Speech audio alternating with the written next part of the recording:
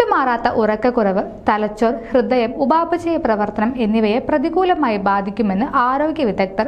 ജോലി സമ്മർദ്ദം, screen addiction, രാത്രി വൈകിയും ഇരുന്നുള്ള സ്ക്രോളിംഗ് എന്നിവ മൂലം പല ആളുകളും 6 മണിക്കൂറിൽ താഴെയാണ് ഉറങ്ങുന്നത്.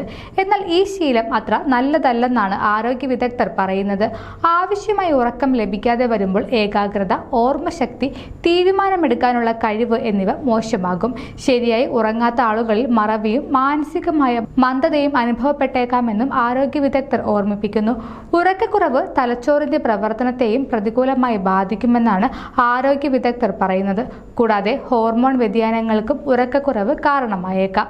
ഉപാപചയ പ്രവർത്തനങ്ങളെ സന്തുലിതമാക്കുന്നതിൽ ഉറക്കത്തിനൊരു പ്രധാന പങ്കുണ്ട്. ഉറക്കക്കുറവ് വിശപ്പിനെ നിയന്ത്രിക്കുന്ന ഹോർമോണുകളിൽ വ്യതിയാനങ്ങൾക്ക് കാരണമാകുന്നതായും ആരോഗ്യ വിദഗ്ധർ ഓർമ്മിപ്പിക്കുന്നു. അതുപോലെ തന്നെ പ്രകാശം ഉറക്കത്തെ വിപരീതമായി ബാധിക്കും. ഉറക്കത്തിന് സഹായകമാകുന്ന മെലാറ്റോണിൻ എന്ന രാസപദാർത്ഥം ശരീരത്തിൽ ഉൽപ്പാദിപ്പിക്കുവാൻ പ്രകാശം തടസ്സമാകും. ലൈറ്റ് ഓഫ് ചെയ്തുവെങ്കിലും ഉറങ്ങാൻ കിടക്കുന്നതിനു തൊട്ടു മുൻപ് വരെയുള്ള മൊബൈൽ ഫോണിന്റെ ഉപയോഗം കൊണ്ടും ഉറക്കക്കുറവ് അനുഭവപ്പെടാം.